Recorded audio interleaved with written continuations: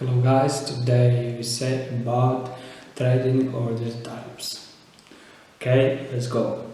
Trading order types all trades coins of at least two orders to make a complete trade. One person places an order to buy a security while another places an order to sell the same security. Order types are the same. These trading stocks certainly of futures. Trades have access to many different types of orders they can use in various combinations to make trades. The main order types are explained below along with some common voice they may be used in trading.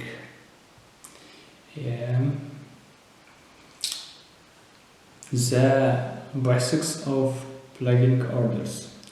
A single order is either a buy order or a sell order, and the buy will have to be special regardless of the type of order being placed. Every order type detailed below can be used to buy and sell securities. Both buy orders and sell orders can be used either to enter or exit a trade. If a trade is entered with buy order, then it will be exited with a sell order. If a trade is entered with a sell order, the position will be exited with a buy order. For example, this simplest trade occurs when a trade expects a stock price to go up. That trader places one buy order to enter the trade and one sell order to exit the trade.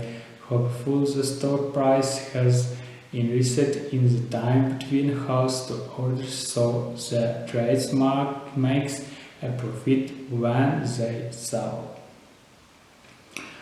Alternative, if a trader expects a stock price to go down, they would place one sell order to enter the trade and one buy order to exit the trade. This is more commonly known as shorting or shorting a stock. The stock is sold first, then bought back later. Market orders. Market orders buy or sell at the third price, whatever that price might be. In an active market, market orders will extract images but not necessarily at the exact price that the trader intended. For example, a trader will place a market order of buy stock when the best price is $728, but the orders might be for a population stock that sees millions of sheets chance hands every day. In the seconds between the time an order is placed and the time it exits, the price could increase to $128.50. The trader who placed a market order would then pay more for the stock. When the price moves in a uniform direction after placing a market order is called sluggage. Market orders are used when you want your order to be processed as quickly as possible and you are willing to risk getting a slightly different price from your ideal. If you bring your market order will get filled at the ask price, as that is the price that someone else is currently willing to sell for. If you are selling, your market order will get filled at the bid price is the price that someone else is currently willing to pay. Limit order. Limit orders are orders to buy or sell an asset at a specified price or better. They may or may not get filled depending on how the market is moving and where a trade sets the limit price. However, if they do get filled, it will always be at the price the trader exacts. Limit orders are used when you want to make sure that you get a suitable price and you're willing to risk the order not being filled at all. Better depends on whether the order is a buy or sell order. For example, if a trade places a limit buy order with price of $50.50, the order would only get filled if the stock could be purchased for $50.50 or less. If your broker can't find someone willing to sell that stock to you for $50.50 or less, then the order won't execute. On the other hand, if you wanted to sell a stock for $50.50 or more, you would place a limit sell order and set the price at $50.50. The order would only be executed if someone else willing to buy the stock from you for at least $50.50.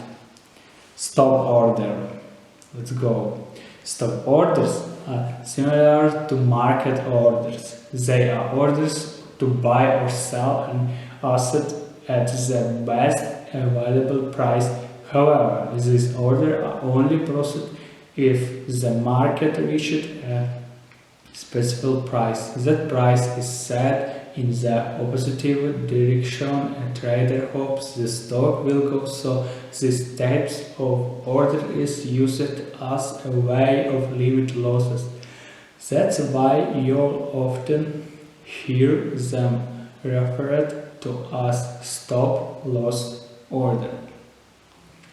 For example, if you own a stock that's currently was $12.57, you might place a stop order to sell with a price of $12.50. If the stock price dips down to $12.50 or lower, your stop order becomes the market order to sell, and you'll automatically sell the stock for the best price available at the moment.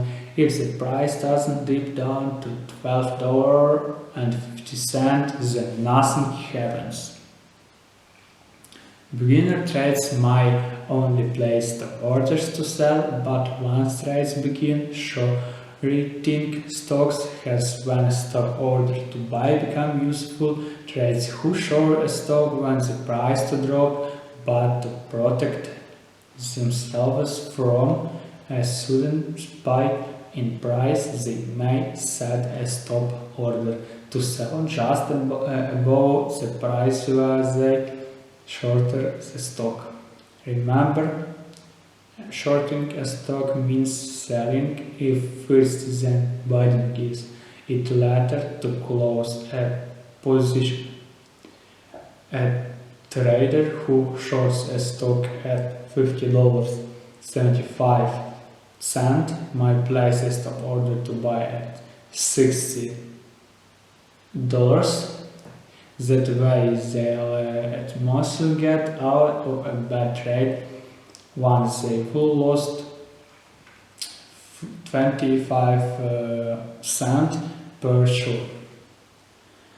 Stop limit orders.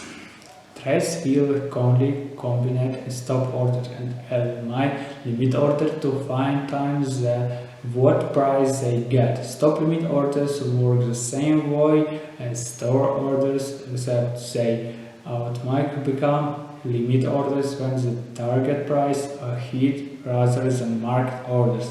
like a standard limit order, stub limit orders, answer a special price for a trade spot. They won't guarantee that the order executes.